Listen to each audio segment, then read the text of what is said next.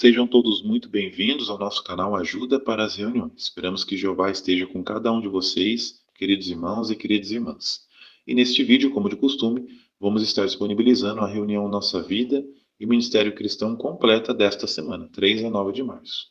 De maneira objetiva, vamos preparar e analisar as partes principais desta reunião, que são aquelas por perguntas e respostas, onde podemos dar nossos valiosos comentários. Então, iniciando, vamos ver aqui que joias espirituais podemos encontrar e comentar na leitura da Bíblia desta semana, de Provérbios, capítulo 3. Depois, passando para a sessão Nossa Vida Cristã, teremos um discurso de 15 minutos, onde um irmão da sua congregação irá fazer por perguntas e respostas.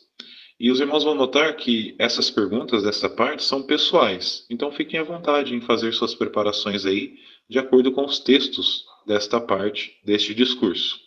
Também temos um vídeo para assistir com uma pergunta baseada neste vídeo. Finalizando o estudo bíblico de congregação, nós vamos estar continuando estudando o capítulo 23 do livro de Testemunho Cabal sobre o Reino de Deus, especificamente os parágrafos 9 a 15 e os quadros nas páginas 184 e 186. Também veremos as respostas que podemos comentar neste estudo. Portanto, para aqueles que ainda não fizeram, se inscrevam no nosso canal, deixem um gostei, façam um comentário. Quando você comenta em nossos vídeos, o YouTube entende que nossos vídeos são de relevância, são de importância, e isso gera engajamento. Ou seja, o vídeo fica mais vezes disponível na página inicial do YouTube, facilitando a pesquisa de outros irmãos. Então fiquem à vontade em deixar os seus comentários. Também, relembrando a novidade aqui do nosso canal, é que nós criamos um site, um blog, com todas as preparações e respostas, tanto das reuniões do meio de semana, como as reuniões do fim de semana. Então fiquem à vontade em acessar o nosso site. Nós vamos estar colocando aqui no primeiro comentário fixado deste vídeo, e compartilhe com seus familiares, seus amigos. Isso também vai ajudar o site a crescer e vai fazer com que esse conteúdo chegue a mais pessoas, mais irmãos.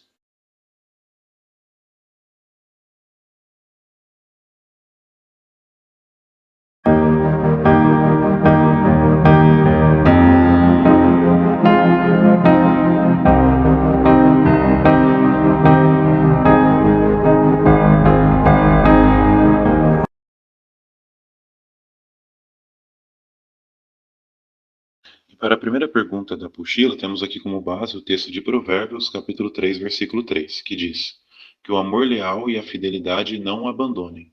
Coloque-os em volta do pescoço, escreva-os na tábua do seu coração. Notem a pergunta: como podemos colocar o amor leal e a fidelidade, ou a benevolência e a veracidade, em volta do nosso pescoço e escrevê-los na tábua do nosso coração? Resposta: podemos fazer isso por valorizar muito a benevolência e a veracidade e exibi-las como se fosse um inestimável colar. Além disso, devemos também escrever tais qualidades no coração, tornando-as parte de nós. Muito bem, agora com base na leitura completa de Provérbios, capítulo 3, que joias espirituais você encontrou na leitura da Bíblia desta semana? Em uma primeira joia podemos encontrar logo aqui Provérbios capítulo 3, versículos 5 e 6, que diz: confie em Jeová de todo o seu coração, não confie no seu próprio entendimento. Lembre-se dele em todos os seus caminhos, e ele endireitará as suas veredas. Um texto bem conhecido por todos nós, não é mesmo?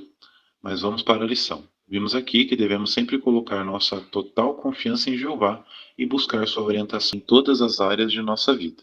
Quando deixamos de confiar apenas na nossa própria compreensão imperfeita e reconhecemos que somente Jeová pode guiar nossos passos no caminho certo, somos bem-sucedidos na vida. Agora, na continuação, vamos analisar aqui os versículos 7 e 8. Diz assim: não se torne sábio aos seus próprios olhos. Tema a Jeová e afaste-se do mal. Isso será uma cura para o seu corpo e revigoramento para os seus ossos.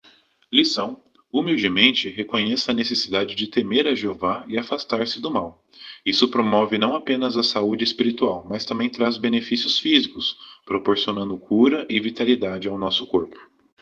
Agora, na continuação, notem o que diz os versículos 11 e 12. Podemos encontrar outra joia espiritual nesses versículos. Diz assim: meu filho, não rejeite a disciplina de Jeová e não abomine a sua repreensão, pois Jeová repreende aqueles a quem ama, assim como o pai faz com o filho querido. Outro texto bem conhecido por nós, não é mesmo, irmãos? Só com o versículo 12 podemos tirar muitas lições. Mas notem só o que eu coloquei aqui.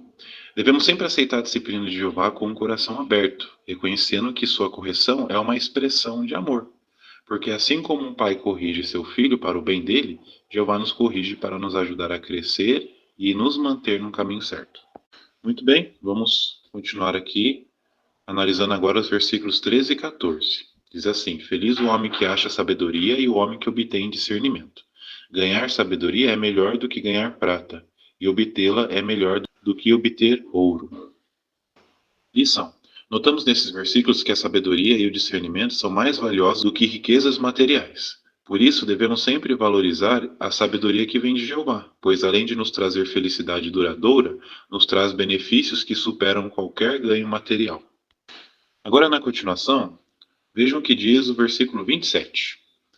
Não deixe de fazer o bem a quem você deve fazê-lo, se estiver ao seu alcance ajudar. Provérbios capítulo 3, versículo 27, lição.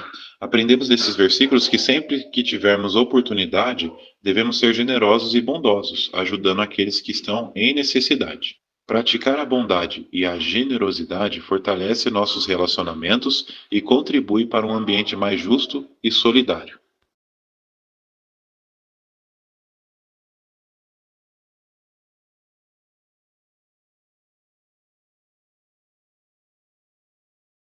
Então, relembrando o tema do capítulo 23 é Ouçam a minha defesa. E nós entramos no novo subtítulo do estudo. Não é verdade o que se fala sobre você, com base em Atos, capítulo 21, versículos 22 a 26. Pergunta do parágrafo 9. O que Paulo ensinava a respeito da lei mosaica? Resposta. Paulo ensinava que os gentios não precisavam obedecer à lei mosaica e corrigia aqueles que tentavam persuadir os cristãos gentios a seguir essa lei. Ele também explicava aos judeus receptivos que a morte de Jesus havia tornado a lei obsoleta e que a justiça vinha por meio da fé, não por obras da lei. Pergunta do parágrafo 10. Que atitude equilibrada Paulo tinha sobre assuntos relacionados à lei e à circuncisão? Resposta. Paulo mostrava consideração por aqueles que observavam alguns costumes judaicos e não estabelecia regras sobre a circuncisão.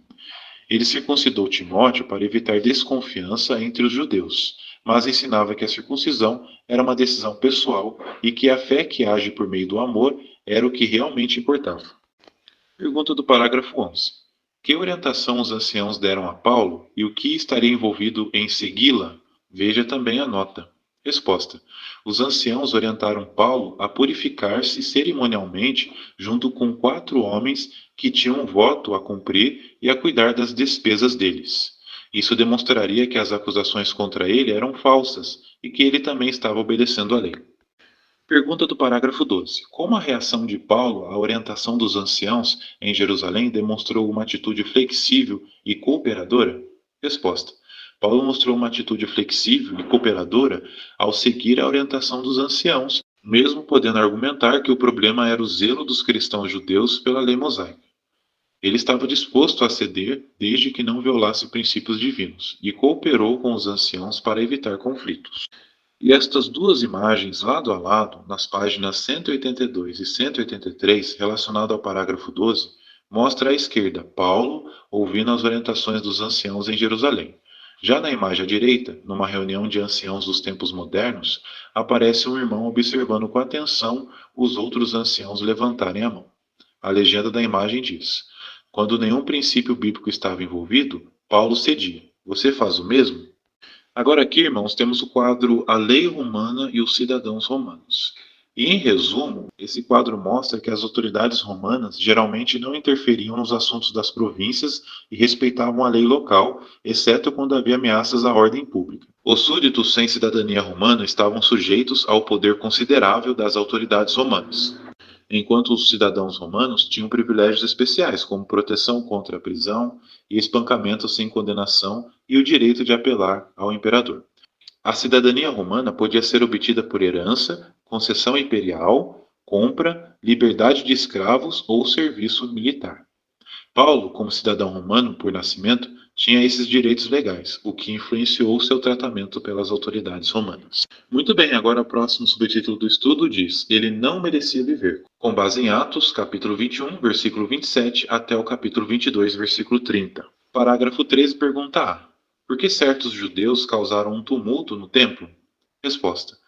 Certos judeus causaram um tumulto no templo porque acusaram falsamente Paulo de levar gentios ao templo. Parágrafo 13, pergunta B. Como a vida de Paulo foi salva? Resposta. A vida de Paulo foi salva pelo comandante militar romano que interveio e prendeu Paulo. O comandante não conseguiu entender as acusações dos judeus e decidiu levar Paulo para um lugar seguro, permitindo que ele se defendesse diante do povo.